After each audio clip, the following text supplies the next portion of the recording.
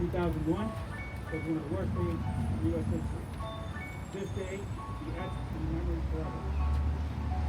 It is a reminder to us of the sacrifice emergency personnel endure each and every day. Hello everyone, welcome back to my channel. So today is September 11th, 2020, and around 20 years ago there's a 9/11 on the same day, and it caused a market panic itself and also for the crisis in the stock market. So yesterday I've read research about crisis investing, like how to maximize your returns when there is a market panic. And today I want to share with you guys some takeaways from it, and hopefully it would be helpful to you guys. So currently in 2020, we are in the 10 years of the longest bullish market in history. And I think starting from the end of last year, 2019, a lot of people are talking about the possibility of a market crash in 2020 without foresee this black swan event. I guess a lot of investors, they want to prepare beforehand and hedge their portfolio just to encounter different scenarios. So that's why they did the research and modeling the previous 8 financial crises and comparing the stocks with different categories and figure out the type of stock that performs best. So in this paper, they evaluated different asset classes. Since I'm only investing in stock nowadays, I'm going to focus on the stock day. In the 2000s, the company with exposure to emerging markets and commodities are the biggest winners. And in 2010s, the fan stock and other technology companies drove the market expansion. And it seems hard to predict what the investors will fall in love in the next bull market. But prices are alike. A recent academic study found that the standard models for predicting returns in equity markets are 8 times as predicted during recessions as during expansions. So this research focused on the investment of different stocks in terms of size, value, and investment. So in this period of time, firms that rely on external financing reduce their spending, and weaker firms go bankrupt. It just seems like what's happened nowadays with Hertz and JCPenney's and even Brook Brothers. However, this stress reward companies that are profitable and cash generative, while weak firms and companies are investing heavily and burning cash, they could struggle and go bankrupt.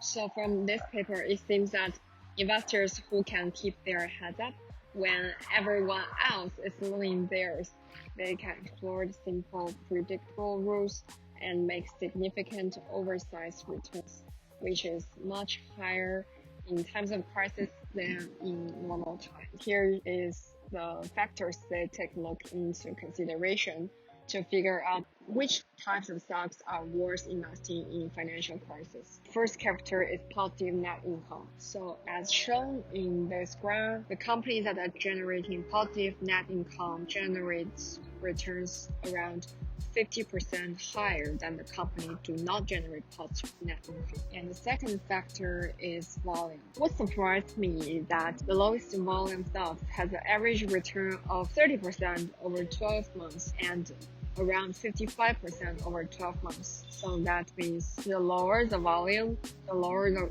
company size, the more return it may have. And that refers to the stock that I very seldom invest in, which is small and micro cap company. The third factor they take into consideration is the value composition. So like I mentioned in my previous video, there's a lot of methods to value a stock like PE ratio, PS ratio, PB ratio, and here it also mentioned EV divided by EBITDA and FCFU. Through these different methods of valuation, their conclusion is that buy cheap stocks is one of the most effective ways an investor can do during times of panic in order to assure high future returns, which kind of contradicts of what my previous thought. Fourth factor is, as mentioned, is whether the company can generate positive operating cash flow. And fifth one is whether the company have leverage but is trying to decreasing their leverage in order to lower the risk for their equity investors. So after reading this paper, it seems that the company, whether it has the positive operating cash flow and positive free cash flow, is the most important to pick up the company. Which agrees with my previous strategy that find a company have the stable positive cash flow is one of the most important part. So even though the company have a big story but it hasn't make money, it's really hard to predict their future and how much return they can bring to their investors. But what surprised me is that they found that during the crisis, the small and micro cap stocks which has a lower volume, has a big chances to bounce back. But I guess my thought is that during the crisis, a lot of investors may have panic sell-off. It can affect those smaller companies even more than the big companies, because for the smaller companies, they have a potential risk of bankruptcies. So that's why they would be thrown away by a lot of investors in this special period of time. So because those stocks are oversold, that leads to a lower stock price. So it's probably a good chance to get a stock at a cheaper price. And I think that's mainly why the company will bounce back even more, has a more higher return than those big companies. I think this paper has inspired me a lot. I think these papers inspires me a lot to look at those small cap and micro cap companies.